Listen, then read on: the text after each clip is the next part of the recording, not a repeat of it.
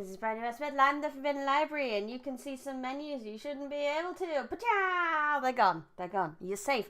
You're safe from the technology. Don't worry about it. Don't worry about it. We're back. Hello! This is Brady West Midland, the Forbidden Library, and today, what we are going to do is read Wuthering Heights. But first, it is Sunday, and I must update how much I have read this week. I've actually really slowed down this week. Obviously, the last few weeks, I've been able to add webtoon after webtoon after webtoon after webtoon. But I haven't been able to add webtoon after. Sorry if I'm trying a slightly different camera setup today, so apparently I'm just constantly looking up. There's a fly. There's totally a very annoying fly. Hello everyone. Hello Candy Guy. Hi Luke. Have a wonderful Luke. Have a wonderful look, Luke. I almost said have a wonderful Luke look. Time for everyone's favourite happy-go-lucky best friends having a good time, nothing to worry about. Story Wuthering Heights. Heck yeah. One sec. Let me try to change a setting right now. I'm trying new things. Those things aren't always working, but we try new things. 1 second. Disappear no jutsu. Da da da da da da. Yeah, invisibility helps sometimes. Let me. No, I do need that. Maybe. Yeah. I still feel like I'm looking up a lot. Oh well. Okay, let's try again. Reappear no jutsu! Pacha! I'm back. It's fine. I feel a little bit better. I feel like I'm not staring at that fly anymore. Or at least not unless it's on purpose. Okay, so, as I said, my reading has actually really slowed down this week. I was just looking. Time to cry in the bathroom. So, no, get out the bathroom! Get out of the bathroom right now. It is time to exist on screen. Okay, so I haven't done as much reading this week. I've even read less webtoons, which kind of sucks. However, I found a new part of the library, aka a new independent comic book shop opened up where I live, and I was very excited, and I wanted to support them best I can, so I bought a comic from them. They had a table there that was all like one-shots, so you can blink in and out of existence. Your time in the library of course against powers. Can't everyone do that? Is that not normal? I'm pretty sure that's normal. Could you not blink out of existence for 2 seconds? Skill issue. Sounds like a skill issue on your part, to be honest. But yeah, they had a table of one-shots, and I really wanted to buy something because I really wanted to support my local independent comic book shops because they keep disappearing. We had one, and it left, and it was terrible. But now we have a new one, and I'm going to keep it open as best I can without going bankrupt, you know? So I bought a comic, and it was called, and I already read it. Object permanence is a skill issue. Yes, it is. Very much so. A Place of Our Own is what it was called. It was a comic. A conic. That is not a thing. Comic. And it was by Nye. And where's my fancy and? There it is. And Alvis and Birch. It was only, like I said, it was a standalone. So it wasn't a series, but it felt like it wanted to be a series. Like there was a lot of stuff that it wanted to go into, but it could only ever scratch the surface because it's like, let me have a look. I have it right here. Not that you can see it, it's invisible to you. Because you guys aren't cool enough. Hi, Boris! Well, I can, but only once. Respawning might be difficult. Depends. That's true. It does depend on the religion. 1, 2, 3, 4, 5, 6, 7, 8, 9, 10, 11, 12, 13, 14, 15, 16, 17, 18, 19, 20, 21. Only like 22 pages it tried to tell something that was quite complicated. So I'm not sure it did the best job, but it had some good ideas. That is the comic book I read this week. That's all I've managed to read this week. I'm very close to being able to add some more webtoons, but I haven't quite read enough chapters to be able to do it. Is anyone else having an issue where the ability to enter a message in chat it randomly disappears? Oh, no, I've never had that issue anywhere. So at least I don't have to do any maths for this one. Today's an easy day. We only did one. My hair keeps getting in my face. There we go.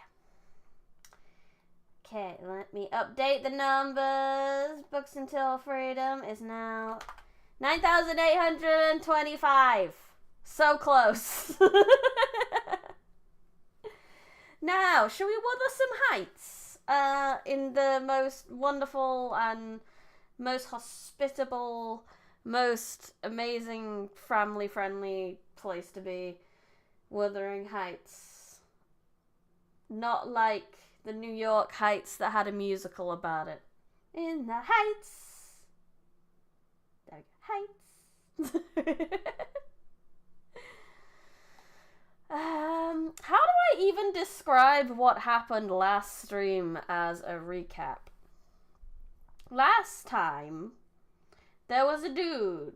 He has rented a house owned by the lovely people at Wuthering Heights, and he went to go talk to those people, only to be assaulted by dogs, and generally met with the coldest of shoulders.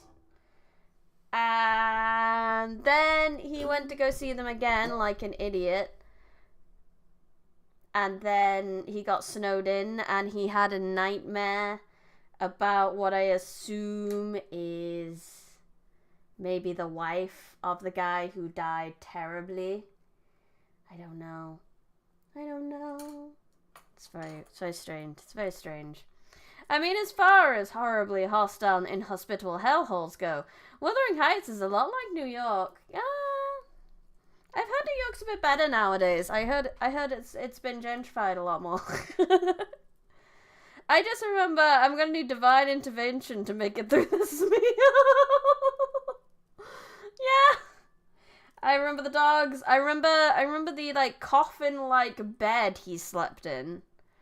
Wuthering Heights is like the social equivalent of entering an ongoing brawl.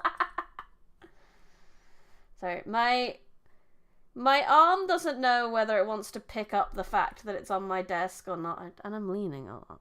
The setup is confusing my model, apparently. Maybe if we move a little this way, and then maybe move that camera a little this way, and then... Are we good? Can we see? Yeah, maybe. It don't matter, we're gonna read a book anyway, let's go! What vain weathercocks! Weathercocks! Oh my god, what vain weathercocks we are. What a sentence to begin with. What vain weathercocks we are, guys. God damn it. I, who had determined to hold myself independent of all social intercourse, and thanked my stars that, at length, I had lightened a spot where it was next to impracticable.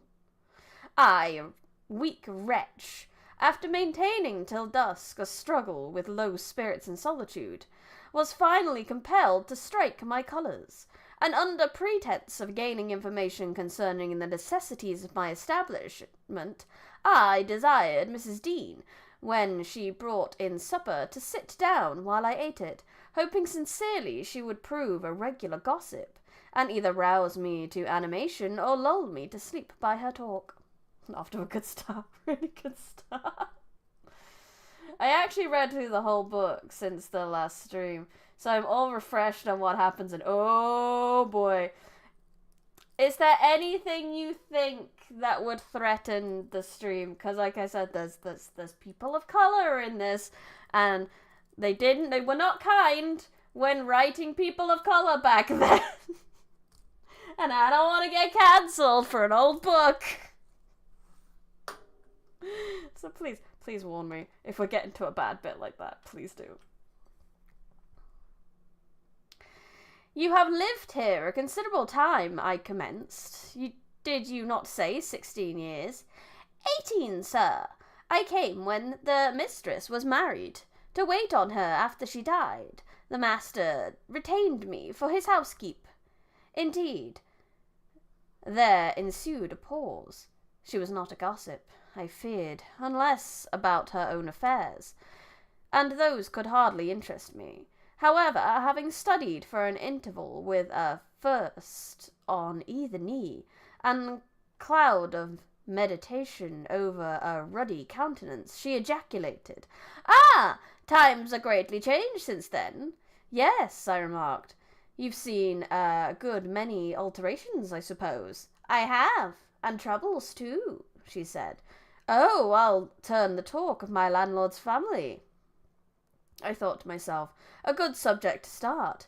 And that pretty girl Window.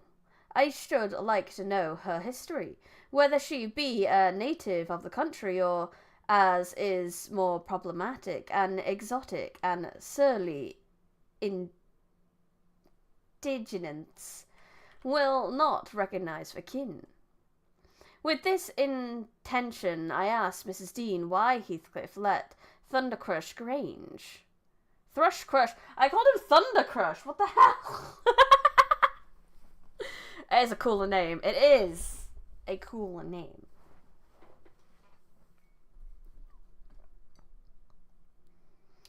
Thrushcrush Grange preferred living in a situation and residence so much inferior. "Is he not rich enough to keep the estate in good order?" I inquired. "Rich, sir," she returned. He has nobody knows what money, and every year it increases. Yes, he's rich enough to live in a finer house than this, but he's very near close-handed, and if he had meant to flirt to Thrushcrush Grange, as soon as he heard of a good tenant, he could not have borne amiss the chance of getting a few hundred more. It is strange people should be so greedy when they are alone in the world. Thundercrush is an ACT song. Makes sense. He had a son, it seems. Yes, he had one. He is dead. And that young lady, Mrs. Heathcliff, is his widow? Yes. Where did she come from originally? Why, sir, she is the late master's daughter. Catherine Linton was her maiden name. I nursed her, poor thing. I did wish Mr. Heathcliff would remove here, and then we might have been together again. What? Catherine Linton? No, Chancellor. What?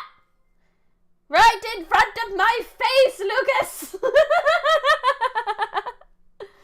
I know what this feature is, but I'm using it anyway. It's your free, like how super popular VTubers have lots of chat. It's to make yourself stand out in chat, so you can get one message out there that I cannot ignore. Sounds like it was recorded for movie Schmal Brady Jumpscare. I got Mac was asking. I did by myself.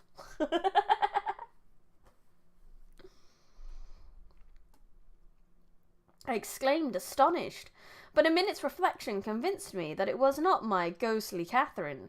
Then, I continued, my predecessor's name was Linton? It was. And who is that Earnshaw, Harton Earnshaw, who lives with Mr. Heathcliff? Are they relations? No, he is the late Mrs. Linton's nephew. The young lady's cousin, then? Yes. Is this a reality avatar? No. This is what was it called? What was it called? Let me tell you. Vroid Studio. With some nice textures and stuff. As a member, you get a freebie super chat every month. I love using it for sending my most knee slapper puns. Best use.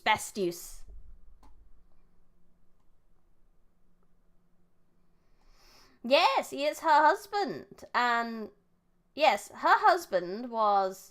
And yes, her husband was her cousin also. Okay. One of the mothers, the other and father's side. Heathcliff married Mr. Linton's sister.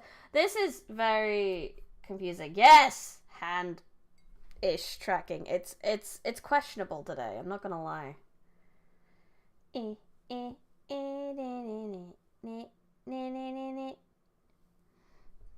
had lots of other suggestions at the last week. You still won. You got one in. Okay, there we go. One. Come on. You can do it. There we go. Kind of won. The tracking is very questionable today. I might have to switch the setup back to how it was before. I thought this would be better because the camera can actually kind of see more of me, but apparently it can see too much now, and I'm too powerful, and it's scaring it. Can we play rock, paper, scissors with me? I don't know how that'll work with the delay, but I'm sure we can. When we get to the next chapter point, though, we gotta read book first. You gotta earn that. We gotta read some book, and then we will play rock, paper, scissors together. Yeah, we can do that. But first, we need to figure out why everyone's married their cousin. Well, we don't have to figure it out. It's like the 18th century or whatever. But, book.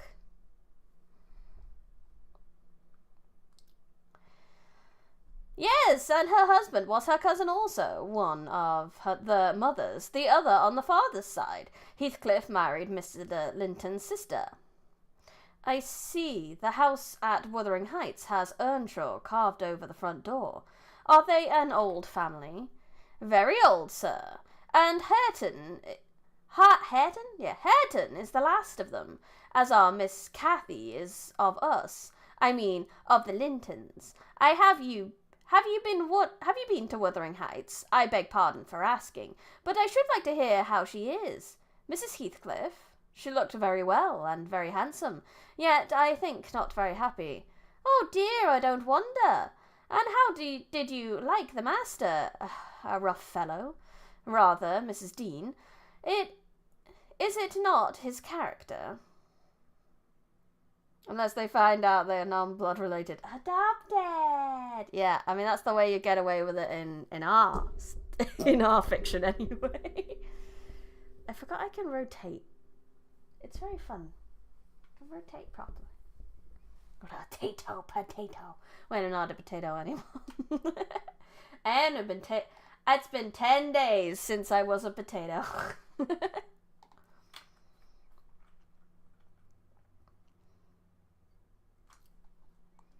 He must have had some ups and downs in life to make him such a churl. Do you know anything of his history? It's a cuckoo, sir. I know all about it, except where he was born, and who his parents, and how he got his money at first. And Hareton has been cast out like an unfledged dunnock. Wait, no! I think I'm doing the wrong one. No, am I doing the right things? 10 days since he lost to a cameo sheet. The unfortunate lad is the only one in all this parish that does not guess how he has been cheated. Well, Mrs. Dean, it will be a charitable deed to tell me something of my neighbours. I feel I shall not rest if I go to bed, so be good enough to sit and chat an hour.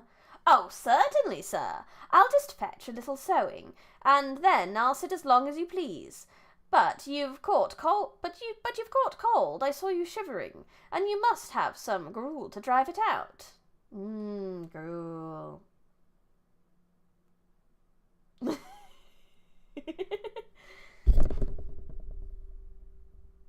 Whee! I can't really do it. that well. I'd have to, like, stand up and spin, otherwise it's not gonna work.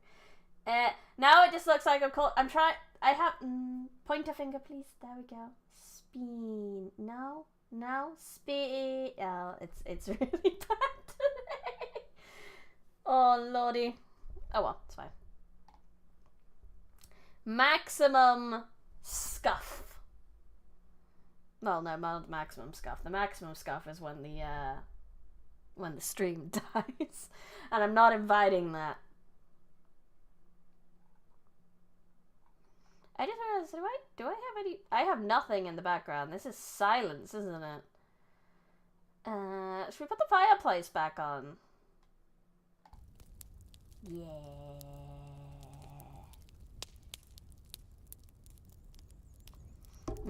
English spoken and written is definitely very different. If it was maximum scuff, your head would be in your stomach. That's true. This is minimum scuff.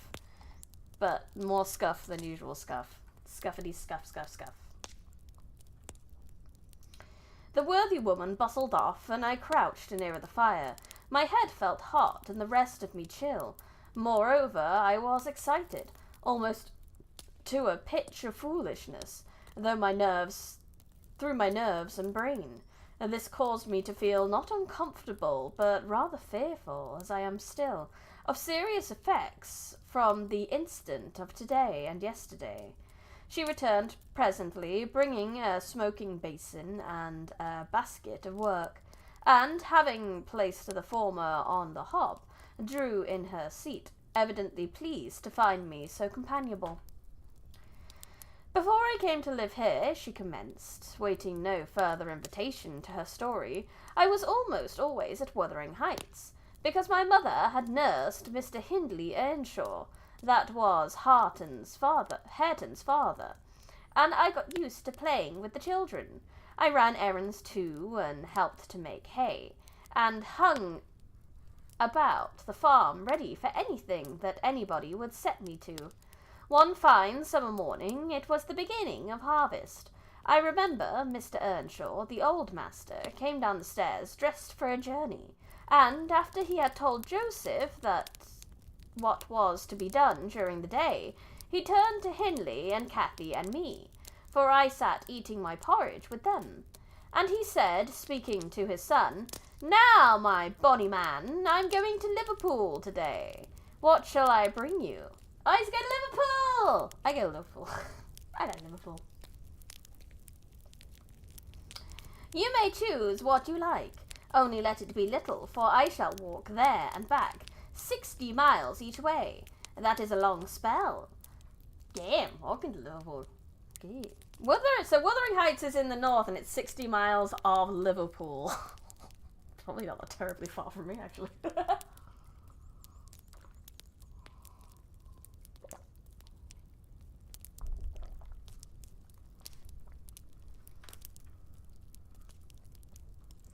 Hindley named the fiddle, and then he asked Miss Carthy.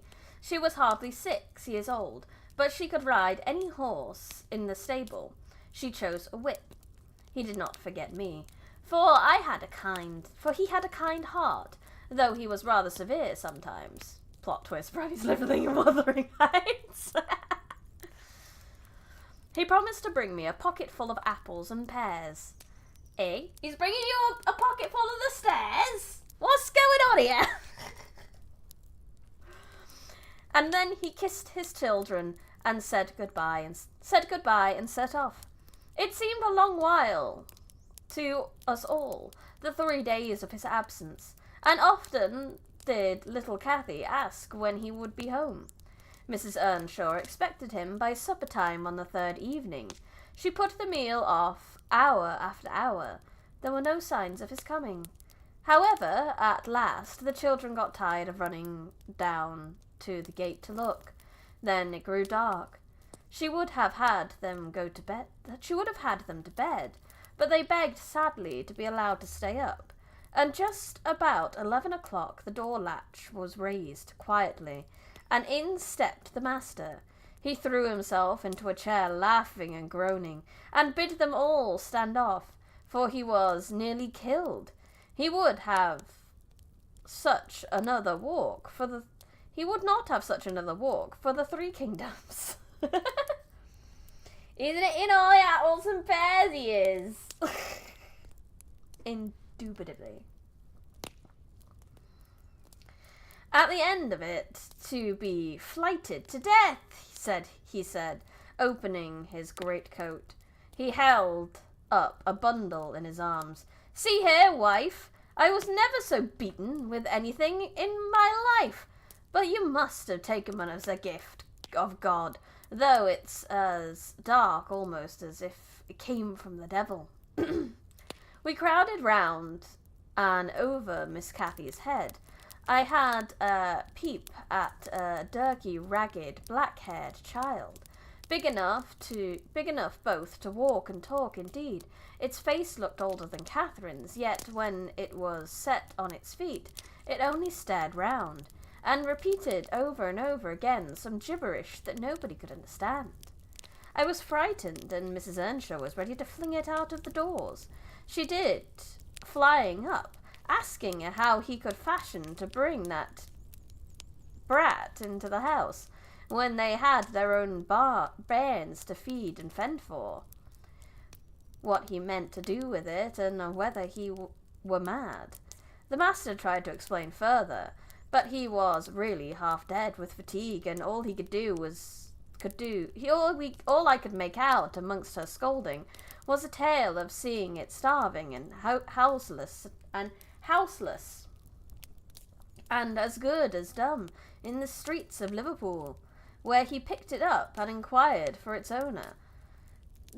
The fact that they're still saying it's, come on, it's a child. It's a child. Oh, Lottie. Not a soul knew to whom it belonged. He said, and his money and time being both limited, he thought it better to take it home with him at once, and then run into vain expenses there, because he was determined he would not leave it as he found. So, we have one character who might be a nice guy, and that's the former master who was like, oh no, a child. Let's make sure they have a nice house, and let's make sure they're better set up. Well, the conclusion was that the mistress grumbled herself calm, and Mr. Earnshaw told me to wash it and give it clean things, and let it sleep with the children.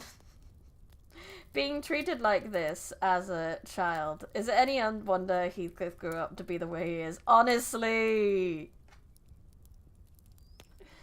If that is what really happened. So this, I suppose, yeah, this is how we've only got a child's point of view in this situation. So maybe it did happen a little differently in Liverpool. But, yeah, who knows? Hindley and Cathy contented themselves with looking and listening till peace was restored, and then both began searching their father's pockets for the presents he had promised them. The former was a boy of 14, but when he drew out what had been a fiddle crushed to morsels in the great coat, he blubbered aloud.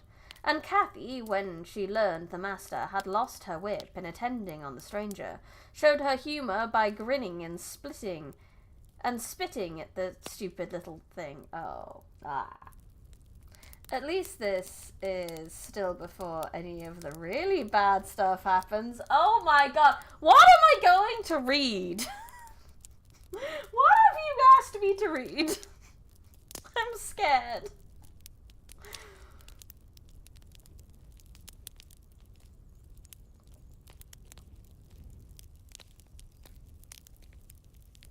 Where was I? I read chat and then I completely miss where I am in the book sometimes. Something about spitting. Earning for her pains a sound blow from her father to teach her cleaner manners. Oh, yay! Child abuse! I mean, it's the 18th century again, that's not too surprising. You recommended it, the native game, you did. What have you got me reading, though? What is this? Now I'm wondering what is in store for us. Yeah, I never read this before, so I'm going along for this ride blind too. Well, I'm glad it's not just me. They entirely refused to have it in bed with them, or even in their room, and I had no more sense, so I put it on the landing of the stairs, hoping it might be gone by the morrow. By chance, or else attracted by hearing his voice, it crept into Mr. Earnshaw's door, and there he found it on quitting his chambers. Inquiries were made as to how it got there. I was obliged to confess, and in recompense for my cowardice and inhumanity, was sent out of the house. This was Heathcliff's first introduction to the family. On coming back a few days afterwards, for I did not consider my banishment perpetual, I found that they had christened him Heathcliff. It was the name of a son who died in childhood, and it has served him ever since, both for Christian and surname. Miss Cathy and he were now very thick, but Hindley hated him, and to say the truth, I did the same, and we plagued and went on with him shamefully, for I wasn't reasonable enough to feel my injustice, and the mistress never put in a word on his behalf when she saw him wronged. Oh, that's kind of grim. She was just a kid that went along with the racism that was happening because no one told her it was wrong. Kids learn from example. He seemed a sullen, patient child, hardened perhaps to ill treatment. He would stand Hindley's blows without winking or shedding a tear, and my pinches moved him only to draw a breath, and open his eyes as if he had hurt himself by accident, and nobody was to blame. This endurance made old Earnshaw furious when he discovered his son persecuting the poor fatherless child, as he called him. He took to Heathcliff strangely, believing all he said. For that matter, he said precious little, and generally the truth, and petting him far above Cathy, who was too mischievous and wayward for a favourite. So, from the beginning, he bred bad feeling in the house, and at Mrs. Earnshaw's death, which happened in less than 2 years after, the young master had learned to regard his father as an oppressor rather than a friend, and Heathcliff as a usurper of his parents' affections and his privileges. Oh no, how dare this homeless child come in and be loved.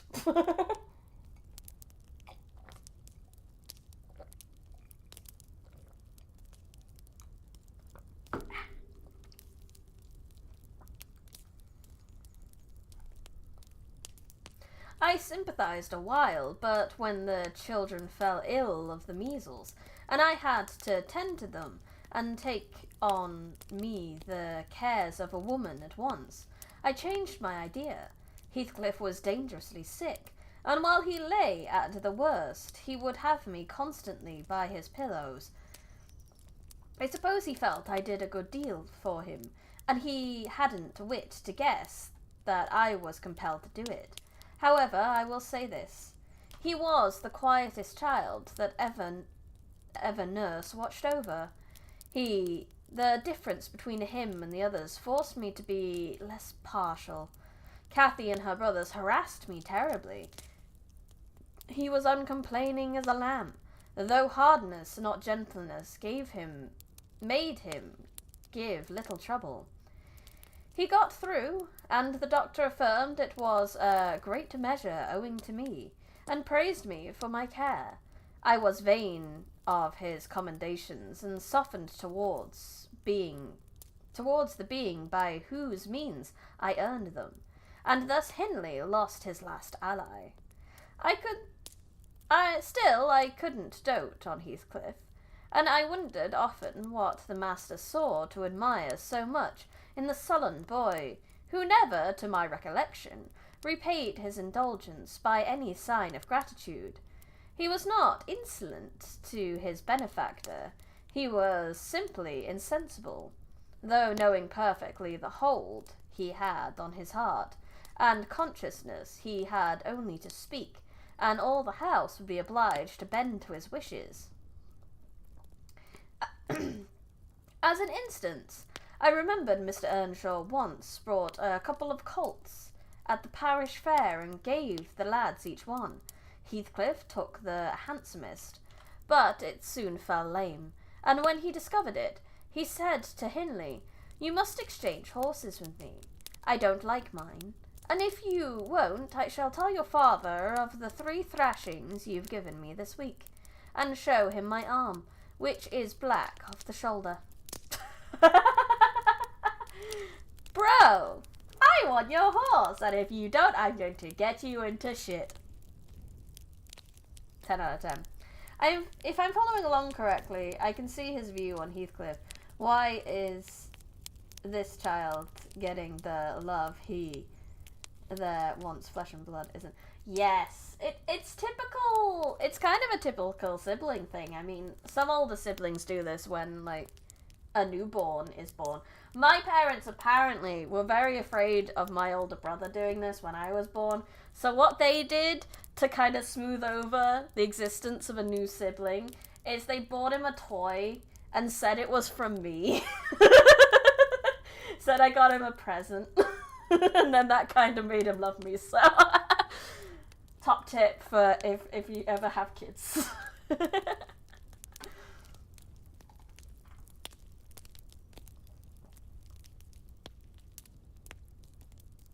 Hindley pulled out his tongue and cuffed him over the ears. "You better do it at once," he pestered, escaping to the porch. They were in the stable. "You'll have to, and if I speak of those blows, you'll get them again, with interest." "Off, dog," cried Hindley, threatening him with an iron weight, used for weighing potatoes and hay. Some real 4D chess move. It worked. "Throw it," he replied, standing still, "and then I'll tell how you boasted that you would turn me out of doors as soon as he died, and see whether he will not turn you out directly." Hindley threw it, hitting him on the breast, and down he fell, but staggered up immediately, breathless and white, and had not I prevented it, he would have gone just so to the master, and got full revenge by letting his conditioned plea for him intimidating who had caused it. "To Mr. and Mrs. Smith, the daughter, she will be a VTuber one day, my condolences." Yeah, they probably should have condolences. "Take my colt, then," said young Earnshaw. "I pray that he may break your neck. Take him, and be damned, you beggarly interloper, and wheel my father out of all he has. Only afterwards show him what you are, imp of Satan, and take that. I hope he'll kick out your brains." Okay, cool. Thanks, bro. Heathcliff had gone to lose the beast and shift it to his own stall. He was passing behind it when Hindley finished his speech by knocking him under his feet, and without stopping to examine whether his hopes were fulfilled, ran away as fast as he could. I was surprised to witness how coolly the child gathered himself up, and went on with his intention, exchanging saddles and all, and then sitting down on a bundle of hay to overcome the qualm which the violent blow had occasioned. Before he entered the house, I persuaded him easily to let me lay the balms of his bruises on the horse. He minded little what tale was told, since he had what he wanted. He complained so seldom indeed of such stirs as these, and I really thought him not vindictive. I was deceived completely, as you will hear soon. Pour one out for another descendant who has fallen down. Another descendant. That, like, implies that there are other descendants in my family of VTubed. I mean, it's possible. I'm not 100% in contact with some of my family, so I don't know. For all I know, I could have, like, cousins out there that are VTubing. I'm gonna glitch out a minute. I'm gonna see if I can change my setup a bit again, back to kind of how it normally is, and then snap my neck, apparently. There we go. Is that better? Is that better? Is that better? I mean, I'm looking up again, which isn't great. Yeah. Grab my blanket. I have to stand up. Now hold my blanket back.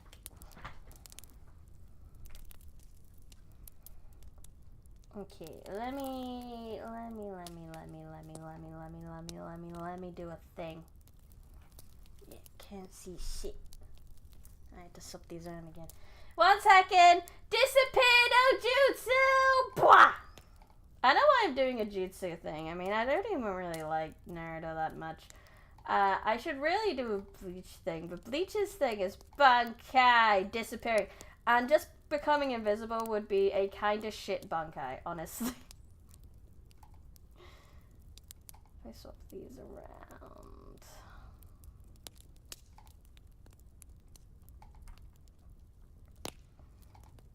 Okay, that's a bit better. You can see me better. There we go, there we go. Alright, one more thing I have to change.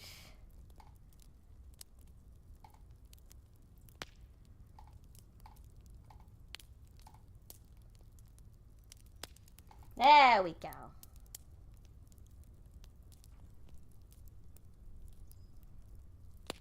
One, two, three, four. I'm still looking up a little.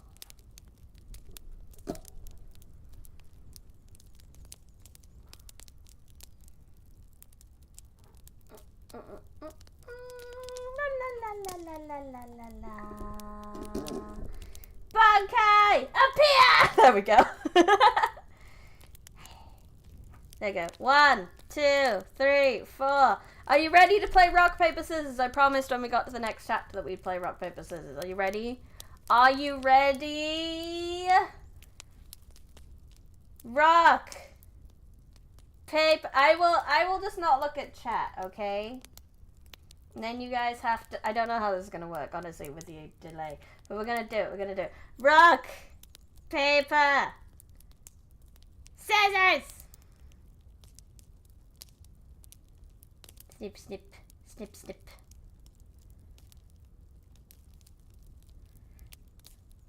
Rick Handy Guy wins! Normal size phantom, I don't think bomb is an option. Lucas loses.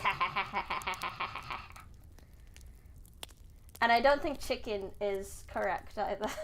Chicken and bomb doesn't work.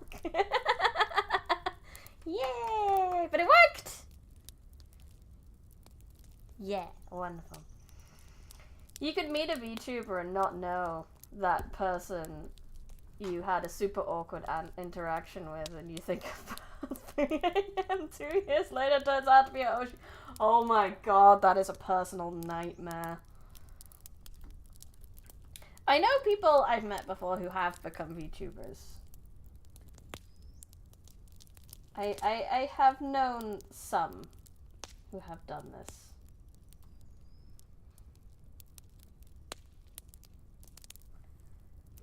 I panicked and picked chicken leg instead of rock. Ah! I combat this by never going out and meeting no one. I mean, that's a great way to never have any awkward situations, admittedly. Apparently I'm looking up again a lot, which is annoying. What if I just move this window down, and then I have to look down, and then it looks like I'm kind of looking in the right direction. Chicken and bomb is not an option. Gives me mayonnaise is not an instrument. Mayonnaise is definitely not an instrument. In fact, mayonnaise is awful in general, and we should get rid of it. I'm still waiting for my model to be finished. Heck yeah, native gamer. Get your model. Are you not going to be Crash Bandicoot? Because that's what you are to me. Because my only image of you guys is your icons. Except for Lucas is a pumpkin. You're Crash Bandicoot. A normal-sized phantom isn't actually a normal-sized phantom. He's a strange monster thing. Mayonnaise is an instrument of destruction. No, I'll have to change it to my model. Yeah, I look forward to it. Feel free to share your channel and streams when you start in the Discord in the little self-promotion-y bit that I put in. I will be very curious to see. I love it. I love it when someone in my chat grows, becomes a VTuber themselves. Watch them grow. They grow up so fast. Anyway. You're the werewolf from American Werewolf in London. Ah, that's what that is. I see. Naruhodo. Hi. Chapter 5. 11% of the way through this book.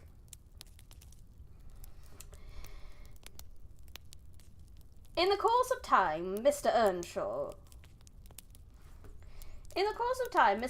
began to fail.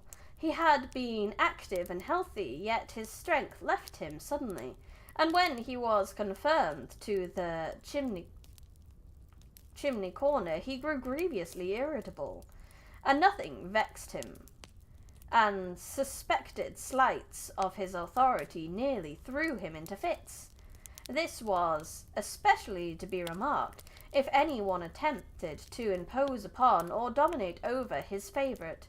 He was painfully jealous lest a word should be spoken amiss to him, seeming to have gotten into his head the notion that because he liked Heathcliff, all hated, and longed to do him an ill turn, it was a disadvantage to the lad, for the kinder among us did not wish to fret the master, so we humoured his partiality, and that humouring was rich nourishment to the child's pride and black tempers. Still it became a manner necessary, twice or thrice. Hindley's manifestation of scorn, while his father was near, roused the old man to a fury. He seized his stick to strike him, and shook with rage that he could not do it. Oh no. Oh no, no, no, no, no. Can't find a pumpkin, but these are close enough. Oh, but you're a spag bowl. You're spaghetti bolognese with those ingredients. Personally, I would never stream, but if I did, I would likely be a aviation or space theme. There is an actual, there's a VTuber who VTubes as a fighter jet. Like, physically as a jet. But space theme's always fun. Space theme's great. I love spag bowl too. I like spag bowl because you can make a lot of it and then you can freeze it and then you always have a tasty meal. Like a chili. Chili is also good. I also like the spag bowl works with pasta and rice. Which I know it's a bit of a stranger combination with rice, but I highly recommend spag bowl with rice.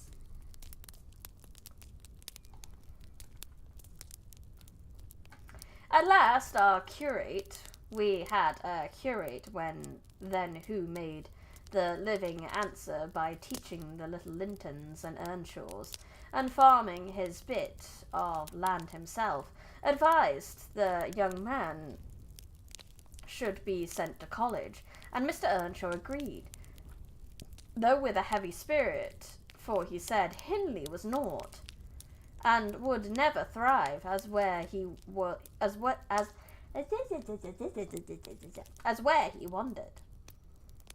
I hoped heartily we should have peace now. It hurt me to think the master should be made uncomfortable by his own good deed. I fancied the discontent of age and disease arose from his family disagreements, as he would have it that it did. Really, you know, sir, it was in his sinking frame. We might have got on tolerably, notwithstanding, but for two people, Miss Cathy and Joseph the servant. You saw him, I dare say, up yonder. He was, and is yet most likely, the wearisome self-righteous phrasy that ever ransacked a Bible to rake the promises to himself and fling the curses to his neighbours. Ransacked the Bible to rake the promises of himself and fling curses to his neighbours. Oh, that's a way to describe how some people read the Bible. By his knack of surmouncing and pious discoursing, he contrived to make a great impression on Mr. Earnshaw. And the more feeble the master became, the more influence he gained. He was relentless in worrying him about his soul's concerns, and about ruling his children's rigidly. He encouraged him to regard Hindley as a reprobate, and night after night he regularly grumbled about how long strings of tales against Heathcliff and Catherine, always minding to flatter Earnshaw's weakness by heaping the heaviest blame on the latter. Oh lordy, the level of petty you got in there. You watch his stuff. He's one of the hosts for the major air tournaments. Oh my god, I didn't realise he did that much. That's so cool. Good on him. Success. Certainly she had ways with her, such as I never saw a child take up before, and she put all of us past our patient 50 years and oftener in a day, from the hour she came downstairs till the hour she went to bed. We had not a minute's security that she wouldn't be in mischief. Her spirits were always a high water mark, her tongue always singing, laughing, and plaguing everybody who would not do the same. A wild, wicked slip she was. But she had the bonniest eye, the sweetest smile, and the lightest foot in the parish. And, after all, I believe she meant no harm, for when once she made you cry in good earnest, it seldom happened that she would not keep you company, and oblige you to be quiet, that you might comfort her. She was much too fond of Heathcliff. The greatest punishment we could invent for her was to keep her separate from him. Yet she got chided more than any of us on his account. In play she liked exceedingly to act the little mistress, using her hands freely and commanding her companions. She did so to me, but I would not bear slapping and ordering, so I let her know. Now Mr. Earnshaw did not understand jokes from his children. He had always been strict and grave with them, and Catherine, on her part, had no idea why her father should be crosser and less patient in his ailing conditions than he was in his prime. His peevish reproofs awakened in her a naughty delight to provoke him. She was never so happy as when we were all scolding her at once, and she defying us with her bold, saucy look, and her ready words, turning Joseph's religious curses into ridicule, baiting me and doing just what her father hated most, showing how her pretended insolence, which he thought real, had more power over Heathcliff than his kindness, how the boy would do her bidding in anything, and his only when it suited his own inclination. After behaving so badly as possible all day, she sometimes came fondling to make it up at night. Nay, Cathy, the old man would say, I cannot love thee, thou art worse than thy brother. Go say thy prayers, child, and ask God's pardon. I doubt thy mother and I must rue that we ever reared thee. That made her cry, oh, you're so naughty, I wish you were never born. Sad.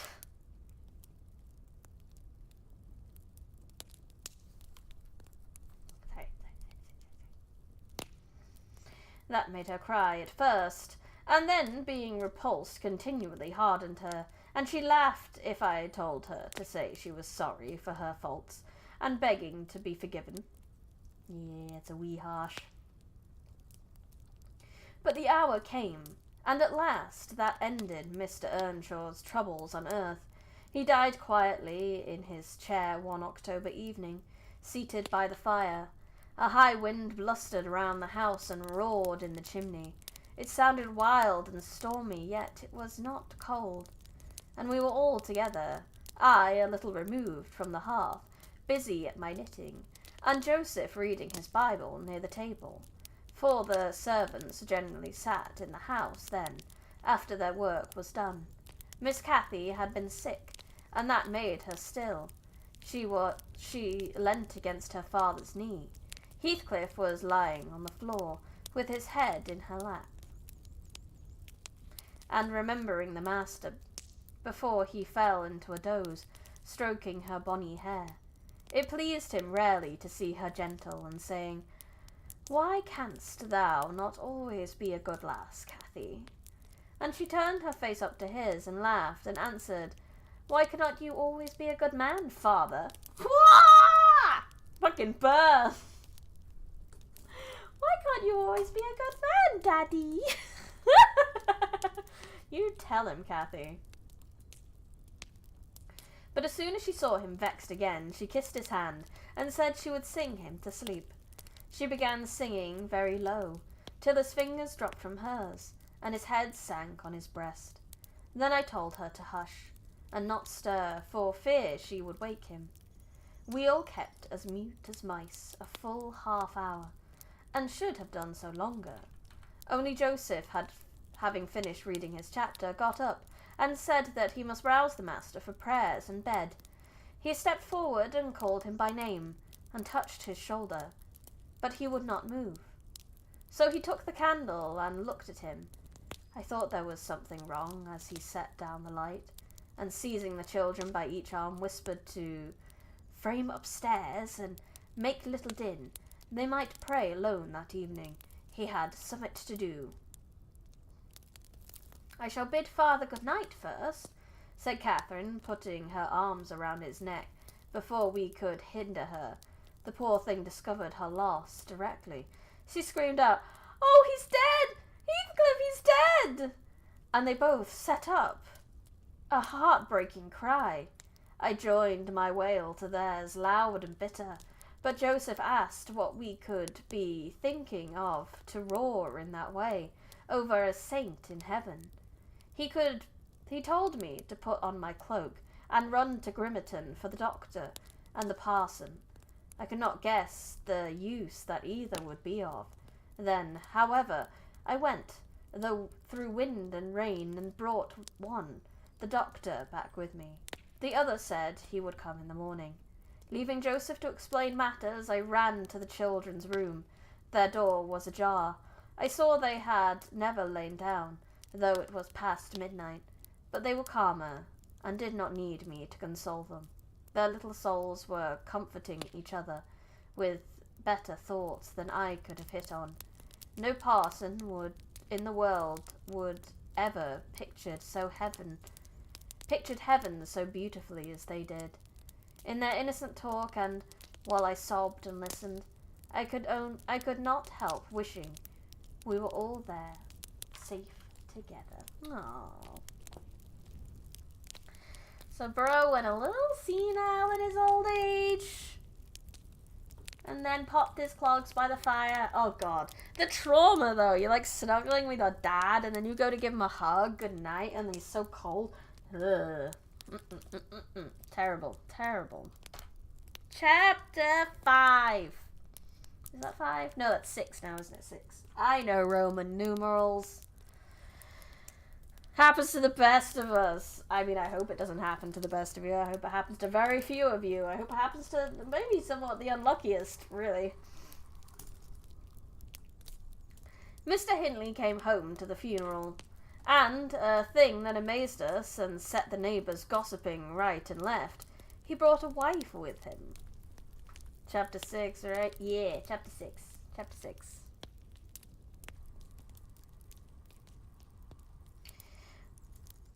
What she was, and where she was born, he never informed us, probably. She had neither money nor name to recommend her, or he would scarcely have kept the union from his father. She was not one that would have disturbed the house much on her own account, Every object she saw the moment she crossed the threshold appeared to delight her, and every circumstance that took place about her, except the preparing for the burial and the presence of the mourners, I thought she was half silly. From her behaviour while that went on, she ran into her chamber and made me come with her, though I should have been dressing the children, and there she sat shivering and clasping her hands, asking repeatedly, "Are they gone yet?" Then she began describing with hysterical emotion the effect it produced on her to see black, and started and trembled, and at last fell a-weeping, and when I asked what was the matter, answered she didn't know, but she felt so afraid of dying. I see. Some people get like this, even when it's like a death they're not connected to very much. People just don't like being reminded of mortality. I imagined her as little likely to die as myself. She was rather thin, but young and fresh-complexioned, and her eyes sparkled as bright as diamonds. I did remark, to be sure, that mounting the stairs making her breath very quick, that the least noise set her all a-quiver, and that she coughed troublesomely sometimes. But I knew nothing of what these symptoms portended, and had no impulse to sympathise with her.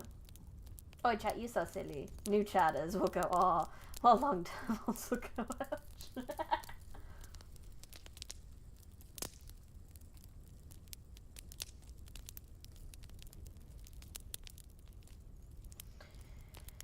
And had no impulse to sympathise with her. We don't, in general, take to foreigners here, Mr. Lockwood, unless they take to us first. Young Earnshaw was altered considerably in the 3 years of his absence. He had grown sparer and lost his colour, and spoke and dressed quite differently, and, on the very day of his return, he told Joseph and me that we must henceforth quarter ourselves in the back kitchen and leave the house for him.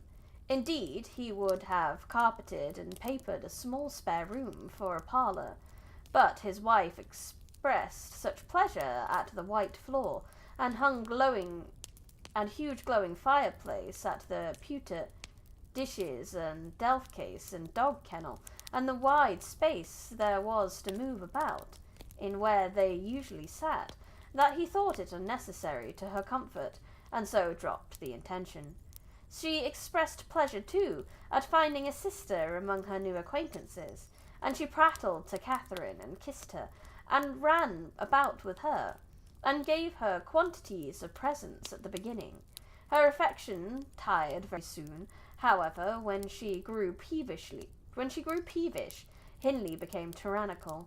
A few words from her, evincing a dislike to Heathcliff, were enough to rouse in him all his old hatred of the boy. He drove him from their company to the servants, deprived him of the instructions of the curate, and insisted that he should labour out of doors instead, compelling him to do so as hard as any other lad from the farm. Heathcliff bore his degradation pretty well at first, because Cathy taught him what she learned, and worked or played with him in the fields. They both promised fair to grow up as rude as savages, the young master being entirely negligent how they behaved, and what they did, so they kept clear of him. He would not even have seen after their going to church on Sundays. Only Joseph and the curate reprimanded his carelessness when they absented themselves, and that reminded him to order Heathcliff a flogging, and Catherine a fast from dinner or supper. But it was one of their chief amusements to run away to the moors in the morning, and remain there all day, and after punishment grew a mere thing to laugh at, the curate might set as many chapters as he pleased for Catherine to get by heart, and Joseph might thrash Heathcliff till his arms ached. They fought everything the minute they were together again. At least the minute they had contrived some naughty plan of revenge, and many a time I've cried to myself to watch them growing more reckless daily, and not daring to speak a syllable for fear of losing the small power I still retained over the unfriended creatures. One Sunday evening it chanced that they were banished from the sitting room for making a noise or a light offence of the kind, and when I went to call them to supper, I could discover them nowhere. We searched the house above and below, and the yard and stables. They were invisible, and at last Hindley, in a passion, told us to bolt the doors, and swore nobody should let them in that night. The household went to bed, and I, too anxious to lie down, opened my lattice and put my head out to hearken, though it rained, determined to admit them, in spite of the prohibition, should they return. In a while I distinguished steps coming up the road, and the light of a lantern glimmered through the gate. I threw a shawl over my head and ran to prevent them from waking Mr. Earnshaw by knocking. There was Heathcliff by himself. It gave me a start to see him alone. "Where is Miss Catherine?" I cried hurriedly. "No accident, I hope?" "At Thrushcross Grange," he answered, "and I would have been there too, but they had not the manners to ask me to stay." "Well, you will catch it," I said. "You'll never be content till you're sent about your business. What in the world led you wandering to Thrushcross Grange?" "Let me get off my wet clothes, and I'll tell you about it, Nelly," he replied. I bid him beware of rousing the master, and while he undressed I waited to put out the candle. He continued. "Cathy and I escaped from the wash-house to have a ramble at liberty, and getting a glimpse of the Grange lights, we thought we could just go and see whether the Lintons passed their Sunday evenings standing shivering in corners, while their father and mother sat eating and drinking, and singing and laughing and burning their eyes out before the fire. Do you think they do? Or reading sermons, and being catechised by their manservant, and set to learn column of scripture names, if they don't answer properly?" "Probably not," I responded. "They are good children, no doubt, and don't deserve the treatment you receive for your bad conduct." "Can't, Nelly," he said. "Nonsense. We ran from the top of the heights to the park without stopping, Catherine completely beaten in the race because she was barefoot. You'll have to seek her shoes in the bog tomorrow." We crept through a broken hedge, groped our way up the path, and planted ourselves on the flower pot under the drawing-room window. The light came from thence, and had not put up the shutters, and the curtain were only half closed. Both of us were able to look in by standing on the basement and clinging to a ledge, and we saw it. It was beautiful. A splendid place carpeted with crimson, and crimson-covered chairs and tables, and a pure white ceiling bordered by gold, a shower of glass drops hanging in silver chains from the centre, and shimmering with little soft tapers. Old Mr. and Mrs. Linton were not there. Edgar and his sister had it entirely to themselves. Shouldn't they have been happy? We should have thought ourselves in heaven. And now, guess what? Guess what your good children were doing? Isabella, I believe, she is 11, a year younger than Cathy, lay screaming at the farther end of the room, shrieking as if witches were running red-hot needles into her. Edgar stood on the hearth, weeping silently. In the middle of the table sat a little dog, shaking his paw and yelping, which, from their mutual accusations, were understood they had nearly pulled in two between them. The idiots. Oh, so they were fighting over the dog. I see. I'm kind of curious. Where is Wuthering Heights actually set? I'm very curious. I just want to Google this a second. Where is Wuthering Heights set? It's in Yorkshire! The Yorkshire Moors, west of England. West Yorkshire. Oh. That's not terribly far from Liverpool, I guess.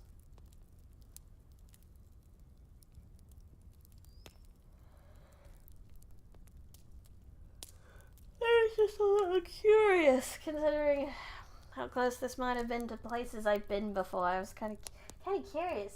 Have I seen the Wuthering Heights in my life? But no, I haven't really been to Yorkshire much in my life, so, nope.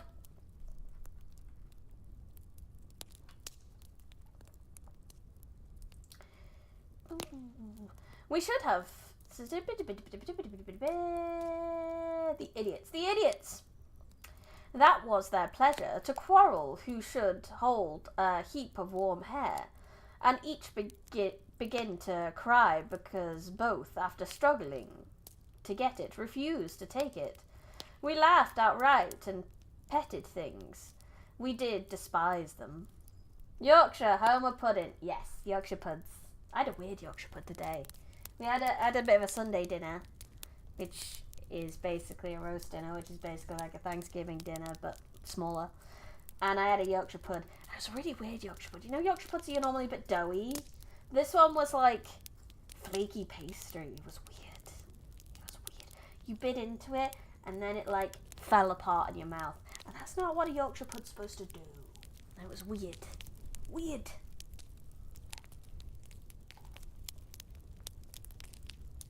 We laughed outright at the pettiest things. We did despise them. When would you catch me wishing to have what Catherine wanted, or find us by ourselves seeking entertainment and yelling and sobbing and rolling on the ground, divided by the whole room? I'd not exchange for 1,000 lives my condition here for Edgar Linton. You've never had a Yorkshire pudding? You should have a Yorkshire pudding. It's not a sweet pudding, so if you don't know what a Yorkshire pudding is, it's basically just like, it's like a tiny little doughy bowl that has been cooked, and then you can put stuff in it. It's great for dipping in your gravy, like scoop up your gravy with it. Some posh places do a really big Yorkshire pud, and then they put the roast dinner in the Yorkshire pud. That's also very tasty. Also, Yorkshire pudding wraps is something that's put on. They do like a flatter Yorkshire pud, and then they wrap bits of a roast dinner in the Yorkshire pud. It's good. I fully endorse Yorkshire puddings. My favourite sweet pudding is brownie roast with you. Also flan. I am not flan. That's when I see pudding in like anime and American things, when you have it's like that yellow jelly stuff. Is that custardy? I don't know what that is. I've never seen it before. What is, when you call it pudding, what is pudding? I don't know what it is. Like, is it custardy? Is it like a creme brulee kind of thing? Except like cheaper. Yes, it's pretty close to custard. I probably won't like it. Actually, no, I don't know if I don't know if I like custard, actually. I've grown up with my mother, who hates custard. She hates custard. Like, she can't be near custard. She doesn't like it when you order custard at a restaurant with your puddings. She'll like try sit away from you if you do that. It's like custard, okay. Not as eggy as custard though, I see. So I haven't really had custard that much in my life, and I have always assumed I don't like it because Mum doesn't like it. Whereas I think I need to try custard again. You love custard the 2 times you've had it in your life. Where I come, we make a pudding with bacon. It's not very healthy. Ugh. Has it got maple syrup on? I've had the amount of things that have maple, like the maple syrup. Sorry, I don't know how I my brain just went bacon, maple syrup. That one time I had fried chicken and waffles and maple syrup. You only get that at the American restaurants, but it's pretty tasty. And I'm like, this should be a pudding, but it's not a pudding, and it confuses me, but it's tasty. There's a regional change that does frozen custard. Pretty good, although I miss it since I'm no longer living in that region. Oh, bro, that's always the worst when you go somewhere and you're just like, oh, I want that one specific. I think about that from that. I went to Japan like years ago, and I think about the food there that I can't get here a lot, and I hate it. If that's Culver's, I know what you're talking about. I had it. I've had it twice. One time it wasn't that good. The other time I had the chicken with the waffles and the maple syrup was actually when it was like a spicy chicken, and then the flavor kind of went onto the waffle as well, so it was kind of like a spicy waffle too. And it was so good. Culver's, do they do that? Naruhodo.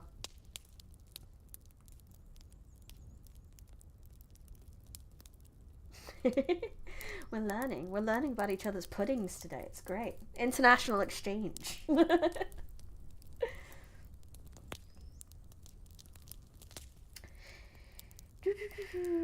I'd not exchange for 1,000 lives my condition here, for Edgar Linton's at Thrushcross Grange, not if I might have the privilege of flinging Joseph off the highest gable, and painting the house front with Hindley's blood.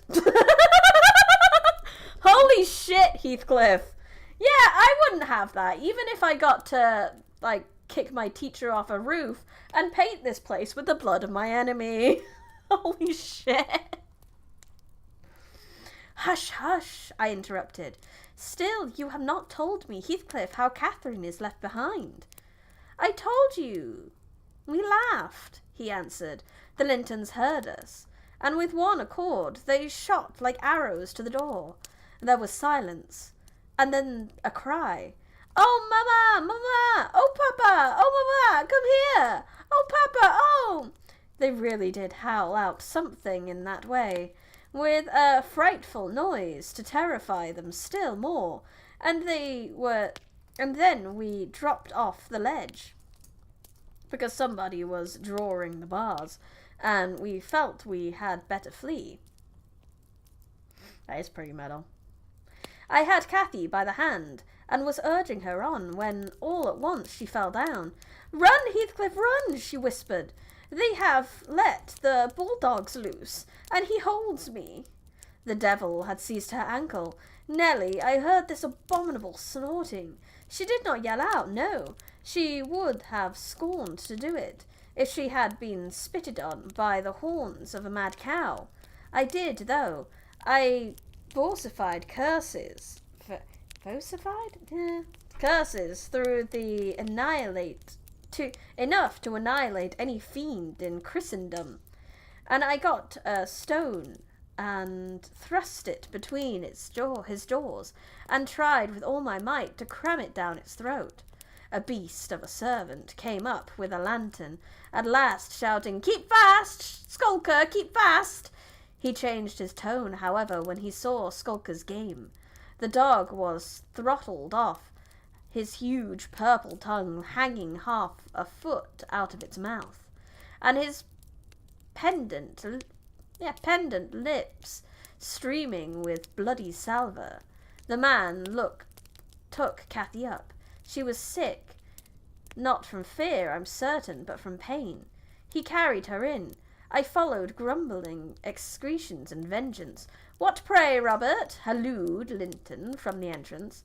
Skulker has caught a little girl, sir, he replied, and there's a lad here, he added, making a clutch at me, who looks out and outer, like the robbers were for putting them through the window to open the doors and to the gang after all were asleep, and they might murder us at their ease. Hold your tongue, you foul-mouthed thief, you. You shall go to the gallows for this, Mr. Linton, sir. Don't lay by your gun. No, no, Robert, said the old fool. The rascals knew that yesterday was my rent day. They thought to have me cleverly come in. I'll furnish them a reception. There John fastened the chain. Give Skulker some water. Jenny to bed magistrate in his stronghold, and on the Sabbath too. Where will their insolence stop? Oh, my dear Mary, look here. Don't be so afraid. It is but a boy. Yet the villain scowls so plainly in his face would not be a kindness to the country. Country again. I can't tell if it's county or country most of the time. Dog's a bit of problem here for all. Yeah, dogs are normally a good thing. We like dogs 9 times out of 10, but if it's a dog in Wuthering Heights, you should run away.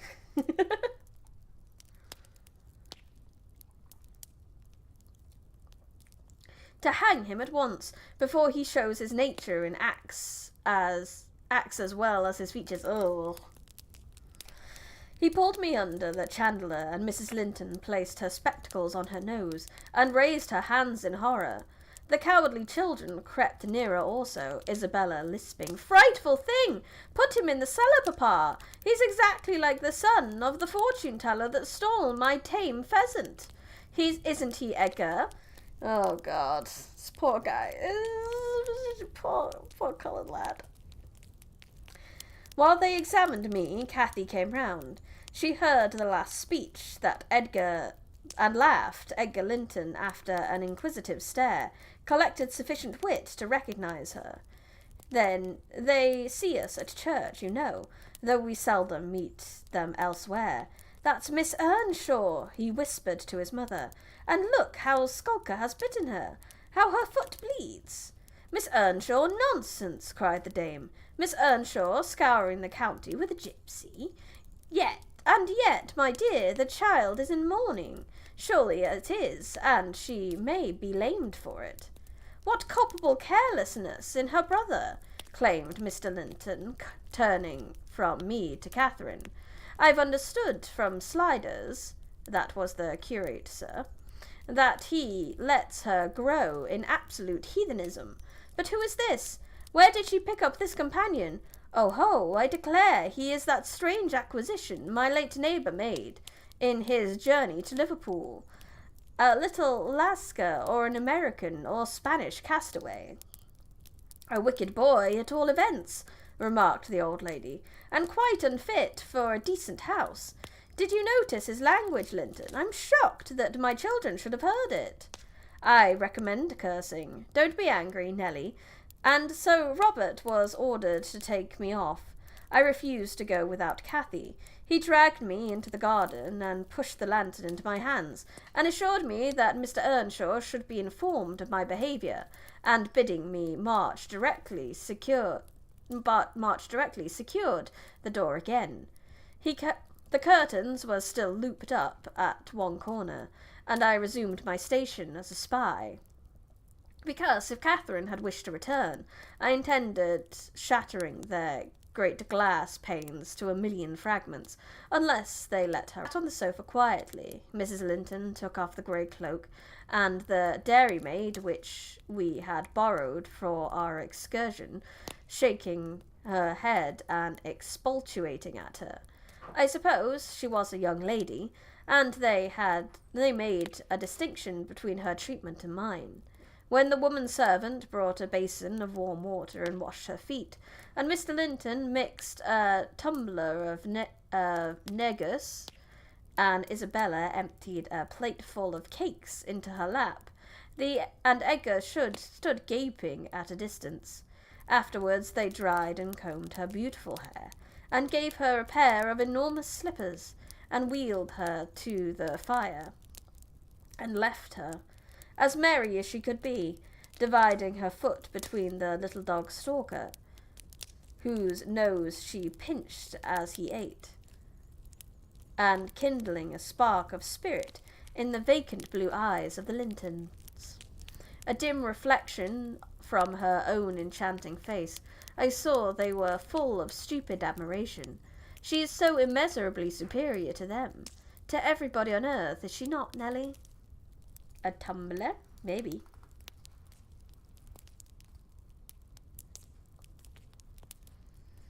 to be fair. If it's anyone at Wuthering Heights, you should run away. That's true. I don't know. Of Negus? No idea. What was that? Combed her hair. A plate full Negus. Should we give that a Google? Should we learn a thing today? We should do it. For education. What is this? Internet, tell me.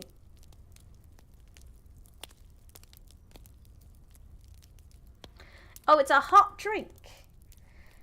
Negus is a hot drink of port, sugar, lemon, and spice. So they gave her a little nightcap, they did. Education done.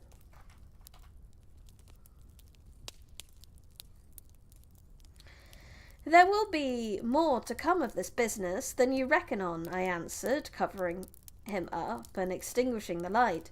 You are incurable, Heathcliff, and Mr. Hindley will have to proceed to extremities if he won't. My words came truer than I desired. The luckless adventurer made Earnshaw furious, and then Mr. Linton, to mend matters, paid us a visit himself on the morrow, and read the young master such a lecture on the road he guided his family, and he was stirred to look about him in earnest. Heathcliff received no flogging, but he was told that the first word he spoke to Miss Catherine should ensure a dismissal, and Mrs. Earnshaw undertook to keep her sister-in-law in due restraint when she returned home, employing art, not force. With force, she would have found it impossible. Oof, that's strong.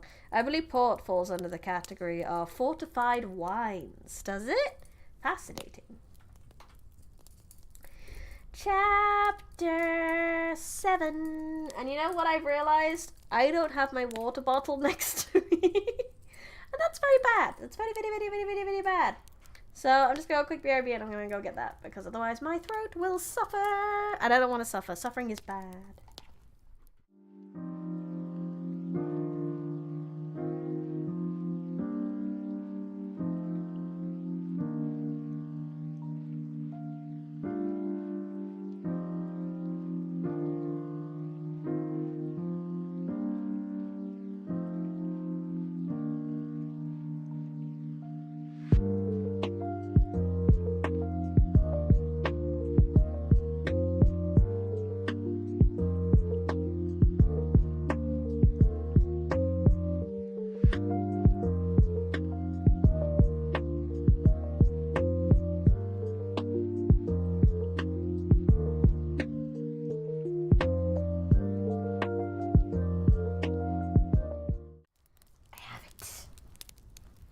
Drink.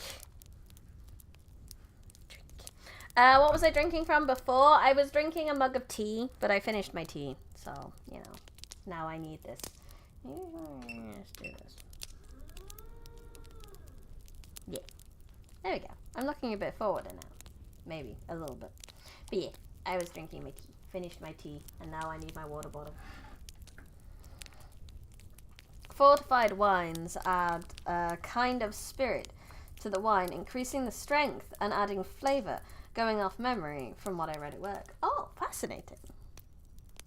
Extra knowledge. We like extra knowledge. Oh, Lord. Kathy stayed at Thrushcross Grange for 5 weeks till Christmas. By that time, her ankle was thoroughly cured, and her manners much improved. The mistress visited her often in the interval,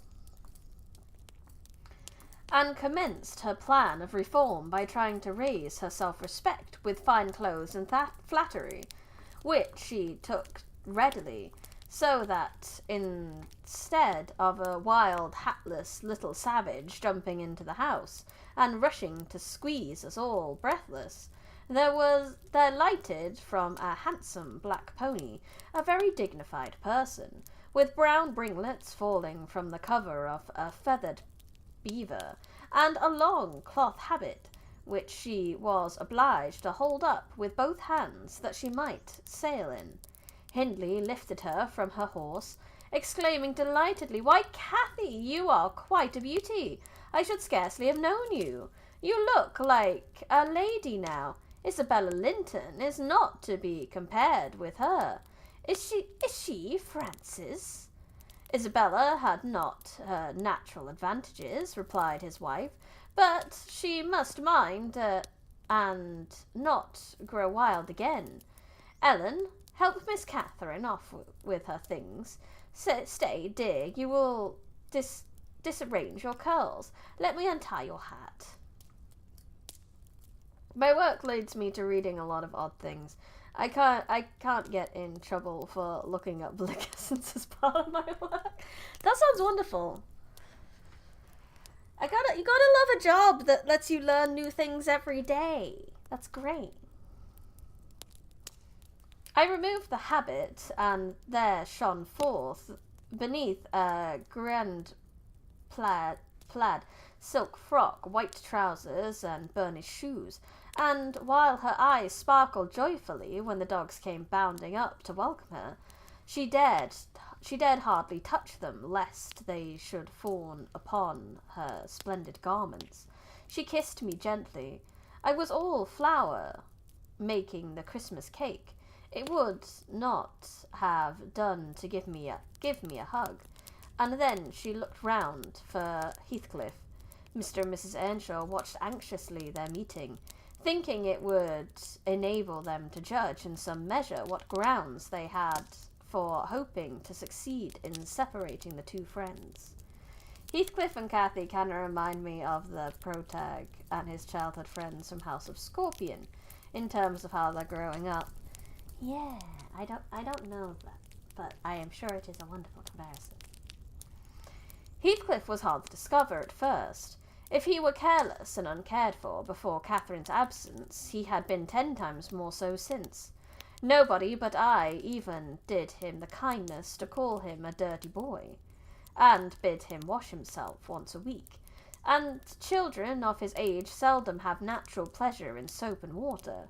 Therefore, not to mention his clothes, which had seen 3 months' service in mire and dust, and his thick, uncombed hair, the surface of his face and hands was dismally beclouded. He might well sulk behind the settle on beholding such a bright, graceful damsel enter the house, instead of a rough-headed counterpart of himself, as he expected. "Is Heathcliff not here?" she demanded, pulling off her gloves and displaying fingers wonderfully whitened with doing nothing and staying indoors. I highly recommend that book. I'll place it in the book recommendation channel. Not even for stream, just in general. Oh, cool. Yeah. Go for it. "Heathcliff, you may come forward," cried Mr. Hindley, encouraging his discomfort, and gratified to see what a forbidding young blackguard he would be compelled to present himself. "You may come and wish Miss Catherine welcome, like the other servants." Oh. He's full on servant now. Cathy, catching a glimpse of her friend in his concealment, flew to embrace him. She bestowed 7 or 8 kisses on his cheek within the second, and then stopped, and drawing back, burst into a laugh, exclaiming, "Why, how very black and cross you look! And how funny and grim! But that's because I'm used to Edgar and Isabel Linton. Well, Heathcliff, have you forgotten me?" She had some reason to put the question, for shame and pride threw double gloom over his countenance, and kept him immovable. "Shake hands, Heathcliff," said Mr. Earnshaw condescendingly. "Once in a way, that is permitted." "I shall not," replied the boy, finding his tongue at last. "I shall not stand to be laughed at. I shall not bear it." And he would have broken from the circle, but Miss Cathy seized him again. "I did not mean to laugh at you," she said. "I could not hither myself. Heathcliff, shake hands at least." "What are you sulky for? It was only that you looked odd. If you wash your face and brush your hair, it will be all right. But you are so dirty." You have no idea how much I'm fighting myself to not think of one very specific song. The In the Heights song, by any chance, Mr. Flowerheart? Mrs. Flowerheart, the Flower of Hearts? "Hello, Hello, Teller, welcome! Thank you for the raid. Boop, boop. Nope, not in the Heights. Oh, I thought that would be it because, Wuthering Heights. I don't know. What's the song? What's the song? What's the song? What's the song? Hello. Welcome, welcome, welcome. Oh, thank you for the follow, local penguin. I would love a local penguin. Can you be can you come to my house, local penguin? I wanna meet a penguin. Nay. A local penguin sounds wonderful. Your local penguin at your local penguin store. You can go and give him a pet and everything will feel better. Anyway, I got distracted. I need to get more tea for my throat. Bee kits are fun. Get a wonderful cuppa. You deserve a tea after probably your hard stream. Thank you. She gazed concernedly at the dusky fingers she held in her own. Dusky fingers she held in her own, and also at her dress, which she feared had gained no embellishment from its contact with his. You needn't have touched me, he answered, following her eye and snatching his hand away. I shall be as dirty as I please, and I like to be dirty. I will be dirty. That's a very teenage thing to say. That's a very angry teenage boy thing to say. With that, he dashed off, head foremost out of the room, amid the merriment of the master and mistress, and to the serious disturbance of Catherine, who could not comprehend how her remark should have produced such an exhibition of bad temper. After playing lady's maid to the newcomer, and putting my cakes in the oven, and making the house and kitchen cheerful with great fires befitting Christmas Eve, I prepared to sit down and amuse myself by singing carols all alone, regardless of Joseph's affirmation that he considered the merry tunes I chose as next door to songs. Google penguin mouth and ask if you want a local penguin nightmare fuel. No, thank you. I must have been the reason why you have given up your smile. I shut myself off before my brain will sing the whole song. I don't know the song. But that's fine. I guess it's a blessing that I don't know the song. If you are trying to avoid it, we'll drop it. I won't make you recall anymore. He had retired to private prayer in his chamber, and Mr. and Mrs. Earnshaw were engaging Missy's attention by sundry gay trifles brought for her to present to the little Lintons as an acknowledgment of their kindness. They had invited them to spend the morrow at Wuthering Heights, and the invitation had been accepted on the condition Mrs. Linton begged that her darlings might be kept apart from that naughty swearing boy. Under these circumstances, I remained solitary. I smelt the rich scent of the heating spices, and admired the shining kitchen utensils, the polished clock decked in holly, the silver mugs ranged on a tray ready to be filled with mulled ale for supper, and above all, the speckless purity of my particular care, the scoured and well-swept floor. I gave due inwards applause to every object, and then remembered how old Earnshaw used to come in when all was tidied, and call me a cant lass, and slip a shilling into my hand as a Christmas box, and from that I went on to think of his fondness for Heathcliff, and his dread lest he should suffer neglect and death, and had removed him. And that naturally led me to consider the poor lad's situation now, and from singing I changed my mind to crying. It struck me soon, however, there would be no more sense in endeavouring to repair something of his wrongs than shedding tears over them. I got up and walked into the court to seek him. He was not far. I found him smoothing the glossy coat of the new pony in the stable, and feeding the other beasts according to custom. One of my favourite bands made Wuthering Heights adjacent songs, and now every time someone talks about the book, I'm thinking about the song. Oh, cool! Like, it starts to play in my head very loudly. You'll be a local penguin for Twitch. Yay! I get a local penguin for Twitch. Heck yeah. Very welcome. It's like, it makes me think of, Evangelion. Was it Evangelion? Where they just randomly have a penguin in their apartment. Was it Evangelion that had that? Was it? And he had his own little, like, bit of the freezer where he lived in. That was, I want that. I want that. I also not long had your birthday yesterday. Ah, happy birthday for yesterday, local penguin! Happy birthday. I hope you had a wonderful day.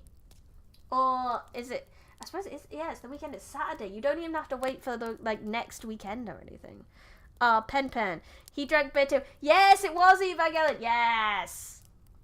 Anyway, how it feels to read Heath's bad, very not good time. Yeah, Heathcliff's having a really bad time. Make haste, Heathcliff, I said. The kitchen is so comfortable and Joseph is upstairs. Make haste and let me dress you smart before Miss Cathy comes out. And then you can sit together with the whole hearth to yourselves and have a long chatter till bedtime. Bless Nelly. She's doing her best. She's doing her best to sort of...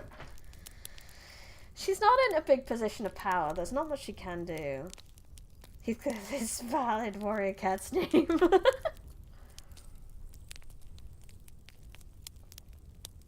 He proceeded with his task and never turned his head towards me. Come. Are you coming? I continued. There's a little cake for each of you. Nearly enough, and you'll need half an hour's donning. I waited 5 minutes, but getting no answer, left him. Catherine supped with her brother and sister-in-law. Joseph and I joined at an unsociable meal, seasoned with reproofs on one side and sauciness on the other. His cake and cheese remained on the table all night, for fairness, for the fairies.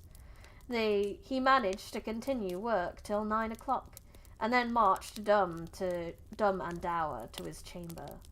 Cathy sat up late, having a world of things to order for the reception of her new friends.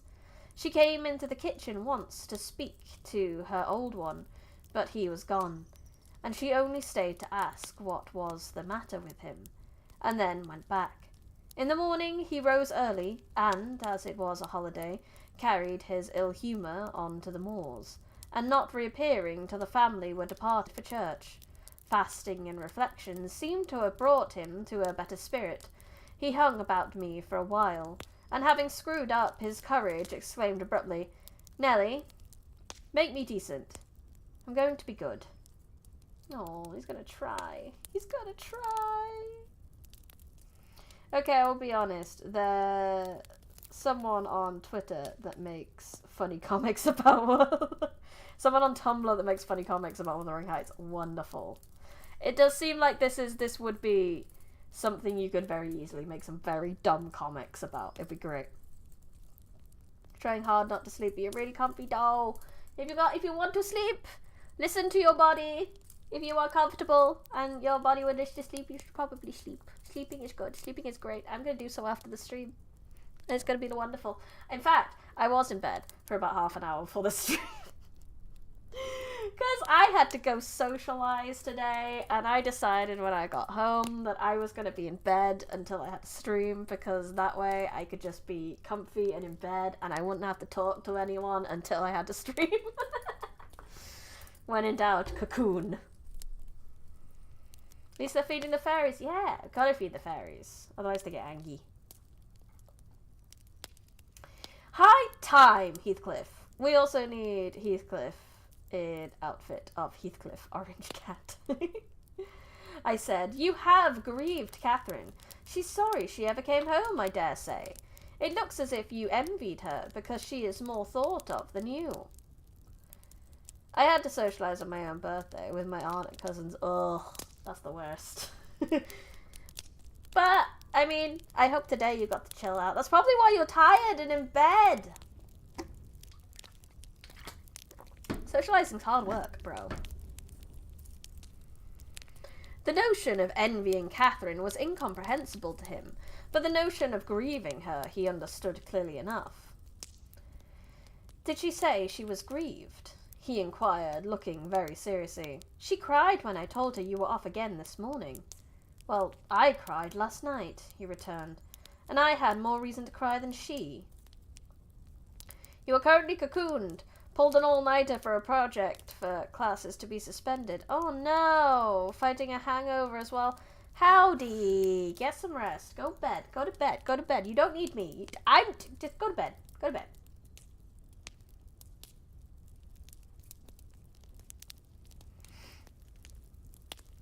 Yes, you had the reason of going to bed with a proud heart and an empty stomach, said I.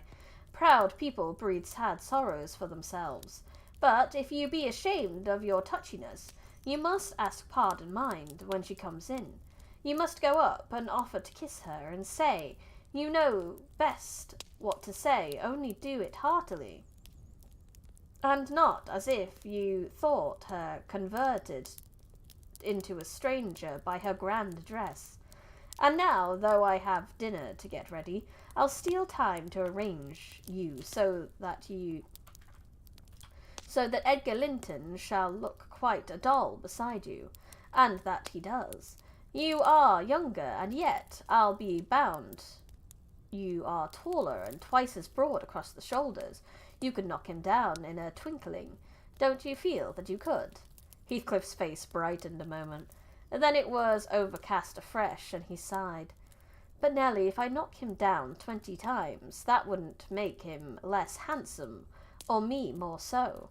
I wish I had light hair and fair skin, and was dressed and behaved as well, and had a chance of being as rich as he will. Oh, bless him, bless him. He can't help how he was born. My other aunt is coming tomorrow as well, and I'm not looking forward to it. That means more socializing. Oh, bless you, little penguin. Bless you, little penguin. You enjoy your blanket cocoon while you can. Build up your energy, your social energy again. Poor Howdy. Life has been cruel to him, just like Heathcliff. It has. Howdy needs sleep. Penguin needs sleep. Many of you need sleep. I hope this lullaby of complicated English terms helps you go to sleep.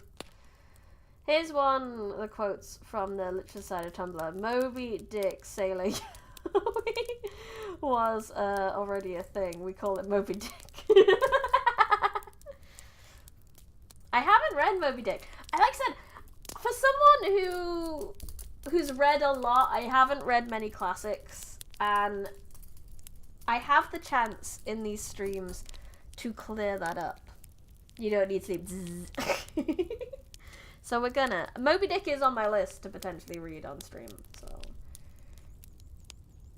Ishmael Quengyang is real. Moby Dick is great. Yes, I've heard good things.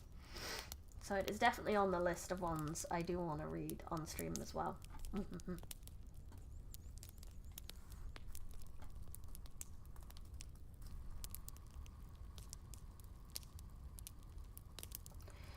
And cried for mamma at every turn, I added, and tremble if a country lad heaved his fist against you, and sat at home all day for a shower of rain.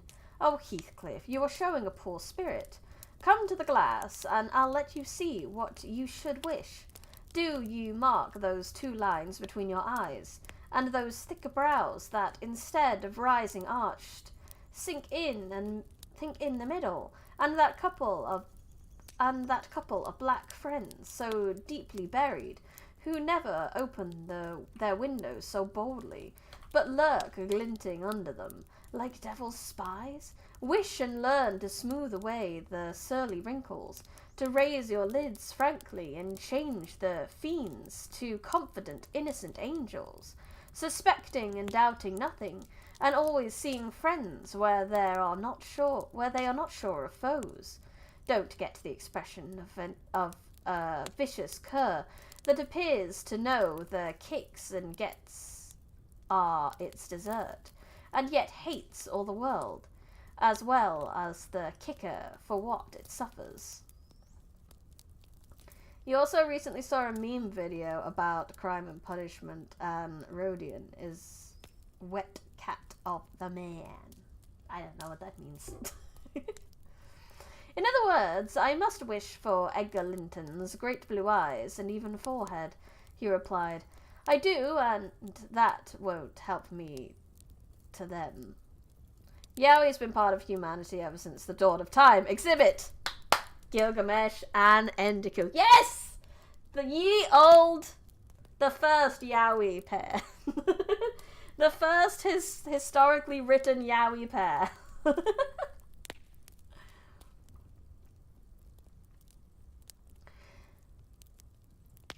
A good heart will help you to a bonny face, my lad, I continued.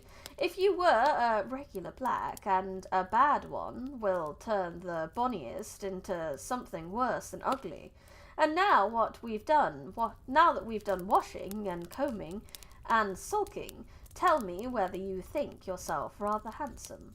I'll tell you I do. You're fit for a prince in disguise. Who knows? But your father was an emperor of China, and your mother an Indian queen, each of them able to buy up, with 1 week's income, Wuthering Heights and Thrushcross Grange together. And you were kidnapped by wicked sailors and brought to England. Were I in your place, I would frame high notions of my birth, and the thoughts of what I should give, thoughts of what I was should give me courage and dignity to support the oppression of a little farmer. Ah, it's actually kind of sweet. She's like, sweetie, what? But what if? What if you are amazing? What?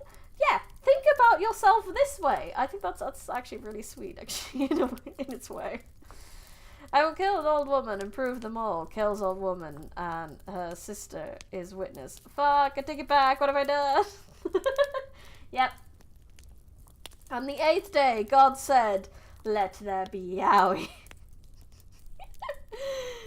And he saw that it was rad. Yes. BL for all. If anyone denies that the text literally said, Gilgamesh wept like a bride when Enkidu died. Yes. Listen, we're on the Heathcliff depressing trade and we're not leaving it. Oh, but Nellie's doing such a great job at trying to pick up his spirits. I think that's really sweet. Nellie, so far, is the best character. She's a good one. She's trying her best. She can't do everything because she is but a servant and a cleaner. But she's doing her best. I think that's really cute. So we chatted on, and Heathcliff gradually lost his frown and began to look quite pleasant, when at once our conversation was interrupted by a rumbling sound moving up the road and entering the court. He ran to the window, and I to the door, just in time to behold the 2 Lintons descend from the family carriage smothered in cloaks and furs, and the Earnshaws dismount from their horses they often rode, to the church in winter. Catherine took a hand of each of the children and brought them into the house, and set them before the fire, which quickly put colour into their white faces. I urged my companion to hasten now, to show his amiable humour, and he willingly obeyed, but ill luck would have it that, as he opened the door leading from the kitchen on one side, Hindley opened it on the other. They met, and the master, irritated to see him clean and cheerful, or perhaps eager to keep his promise to Mrs. Linton, shoved him back with a sudden thrust, and angrily bade Jopis keep the fellow out of the room. Send him into the garret till dinner is over. He'll be cramming his fingers in tarts and stealing the fruit, if left alone with them a minute. Nay, sir, I could not avoid answering. He'll touch nothing, not he. And I suppose he must have his share of the dainties as well as we. He shall have his share of my hand if I catch him downstairs till dark, cried Hindley. Begone, you vagabond! What? Are you attempting to coxcomb, are you? Wait till I get a hold of those elegant locks. See if I won't pull them a bit longer.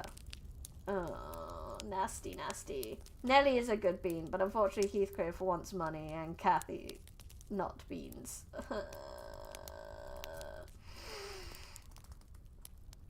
They are long enough already, observed Master Linton, peeping from the doorway. I wonder they don't make his head ache. It's like colt's mane over his eyes. He ventured this remark without any intention to insult, but Heathcliff's violent nature was not prepared to endure the appearance of impertinence from one whom he seemed to hate, even then as his rival. He seized the tureen of hot apple sauce, the first thing that came under his grip, and dashed it full against the speaker's face and neck, who instantly commenced a lament that brought Isabella and Catherine hurrying to the place. Mr. Earnshaw snatched up the culprit directly and conveyed him to his chamber, where, doubtless, he administers a rough remedy to cool the fit of passion, for he appeared red and breathless. I got the dishcloth and rather spitefully rubbed Edgar's nose and mouth, affirming it served him right for meddling. His sister began weeping to go home, and Cathy stood by, confounded, blushing for all. I like Wuthering Heights. Makes me want to punch everyone at least once except Nelly. I love classical literature because sometimes there can be a short story and sometimes story can be that long that it's its own academic study. Classical literature has been fun, that much I can say. You should not have spoken to him, she expostulated with Master Linton. He was in a bad temper. Now you've spoiled your visit, and he'll be flogged. I hate him to be flogged. I can't eat my dinner. Why did you speak to him, Edgar? I didn't, sobbed the youth, escaping from my hands and finishing the remainder of the purification with his cambric pocket handkerchief. I promised Mamma I wouldn't say one word to him, and I didn't. Well, don't cry, replied Catherine contemptuously. You're not killed. Don't make more mischief. My brother is coming. Be quiet. Hush. Isabella, has anyone hurt you? There, children. To your seats, cried Henley, bustling in. That brute of a lad has warmed me nicely. Next time, Master Edgar, take the law into your own fists. It will give you an appetite. Ugh, poor kiddo.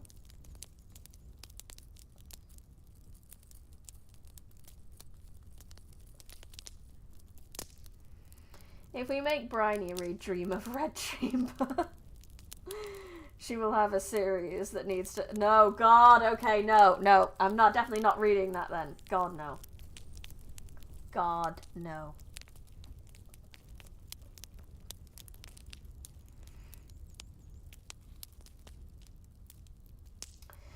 The little party recovered its equanimity at sight of the fragrant feast. They were hungry after their ride and easily consoled. Since no real harm had befallen them, Mr. Earnshaw carved bountiful plates, and the mistress made them merry with lively talk. I waited behind her chair, and was pained to behold Catherine with dry eyes and in a different air commence cutting up the wing of a goose before her. An unfeeling child, I thought to myself. How lightly she dismisses her old playmate's troubles. I could not have imagined her to be so selfish. She lifted a mouthful to her lips, then set it down again. Her cheeks flushed and the tears gushed over them. She slipped her fork to the floor and hastily dived under the cloth to conceal her emotion. I did not call her unfeeling long, for I perceived she was in purgatory throughout the day, and wearying to find an opportunity of getting by herself or paying a visit to Heathcliff, who had been locked up by the master, as I discovered on endeavouring to introduce him to a private mess of victuals. Is it bad I only know what equanimity means because of the effing your dad joke from the Nice Guys? Wherever you hear it.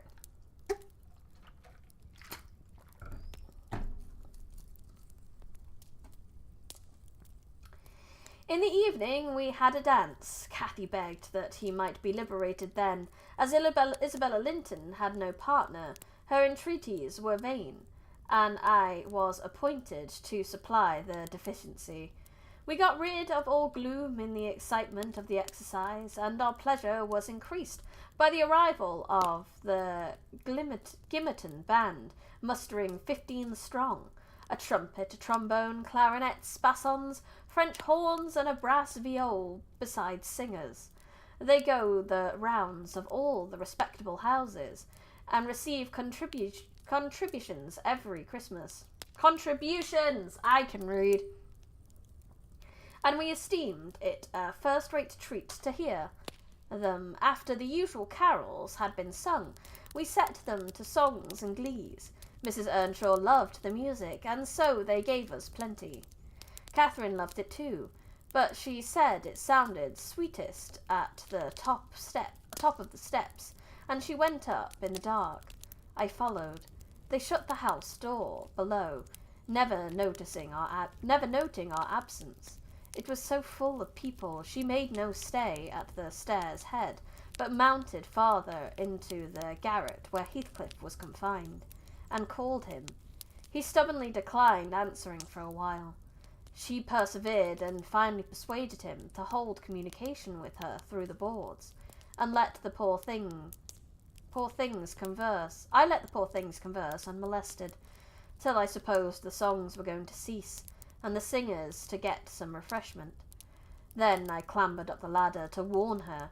Instead of finding her outside, I heard her voice within. The little monkey had crept by the skylight of one garret, along the roof into the skylight of the other, and it was with most difficulty I could coax her out again. When she did come, Heathcliff came with her, and she insisted that I should take him into the kitchen, as my fellow servant had gone to a neighbour's to be removed from the sound of our devil's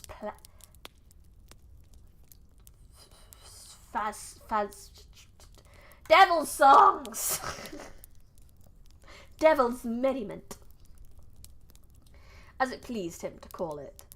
I told them I intended by no means to encourage their tricks, but as the prisoner had never broken his fast since yesterday's dinner, I would wink at his cheating Mr. Hindley that once. He went down, I set him a stool by the fire, and offered him a quantity of good things, but he was sick and could eat little. My attempts to entertain him were thrown away. He leant his 2 elbows on his knees, his chin on his hands, and remained wrapped in dumb meditation. On my inquiring on the subject of his thoughts, he answered gravely, "I'm trying to settle how I shall pay Hindley back. I don't care how long I wait, if I can only do it at last. I hope he will not die before I do." Well, that's very sinister of you, Mr. Heathcliff. "For shame, Heathcliff," said I. "It is for God to punish wicked people. We should learn to forgive." "No, God won't have the satisfaction that I shall." God damn, Heathcliff. God won't have the satisfaction. Ha ha. How long have we got this chapter? Quite a while. Let's go to the ... because we are getting close to the end of the stream. I need to think about stopping, so we'll get to that ... that bit, and then we'll have to stop. Foreshadowing is a literary device. Yay! Heathcliff and sinister words name a better duo. He's like, when we were reading Pride and Prejudice, you had like Elizabeth Sass. That was her thing. Heathcliff's like bitter sinisterness and the like words he comes out with is so good. He is a scary child. I only wish I knew the best way. Let me alone and I'll plan it out. While I'm thinking of that, I don't feel pain. Sometimes in literature, foreshadowing can be fairly obvious. Yes, he's definitely going to do something to Hindley. Hindley may die by his hands. We know Hindley is dead in the future, so... But Mr. Lockwood, I forget these tales cannot divert you.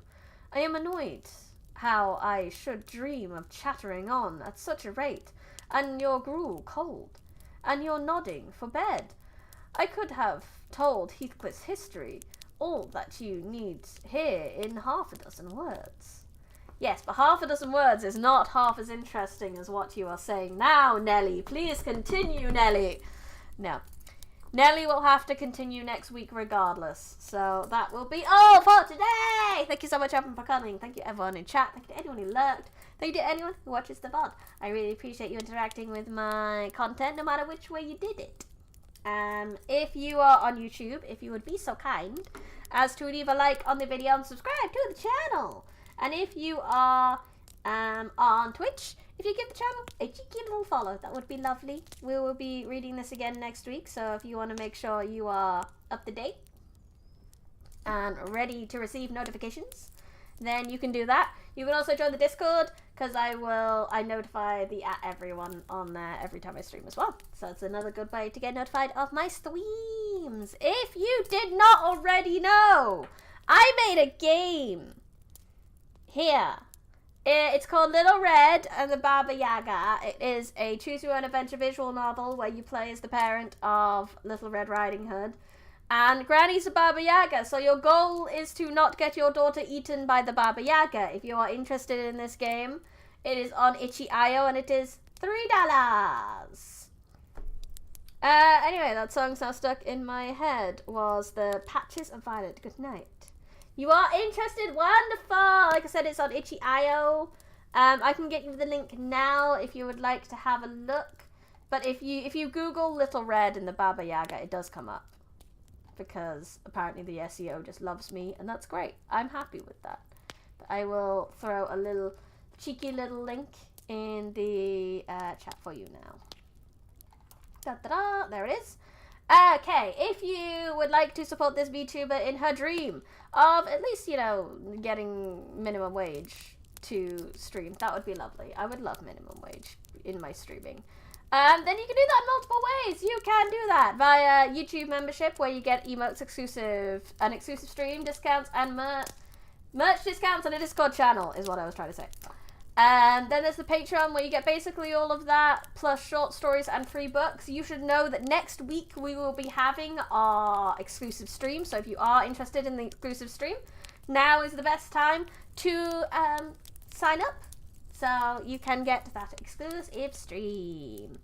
If you don't want to do that, if you want to do one-off payment, if you want to do just for fun, if you want goods and services for your money in exchange as well, you can do so via the Kofi, where you can, if you like the emotes that I have and you would like some of your own, you can commission me to draw your emotes.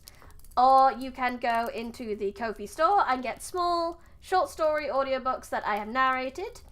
And last but not least, there is the overall merch store on my website, www.brandywesmith.co.uk, where you can get ebooks, first edition copies of books that I've written, bookmarks, keyrings, t-shirts, a notebook, stickers, and a pillow. A nice soft pillow. You want emotes commissioned? Then by all means, hop onto my Kofi. Check out what you like. Let me see if I can get you a link for my Kofi. I'll get you links. I'll get all the links you want. They're in the description, but I'm happy to give them to you at any time as well. Here you go. This is my Kofi. You go into the commission bit there, and then you will be able to grab my commissions, and you will see how much it is. It's not too expensive. And I will draw them for you. Yay! I use bases, but the bases, the artist who did the bases is entirely okay with people doing commissions via those bases. But yeah, check those out. Thank you so much, everyone, for coming. I'll be back tomorrow with more Slay the Princess. I've been really looking forward to getting back to that game, actually. So I'm very excited for that. Next week, I'm thinking, yeah, and then we have the exclusive stream next week, and then maybe some Minecraft. I don't know. We'll have the schedule tomorrow, as per usual, but for now, I had fun. I hope you had fun. This has been Brandy Rose Smith, live in the Forbidden Library. Goodbye. Let's do this hand so I can... trying to change the screen and wave. Hi. Bye.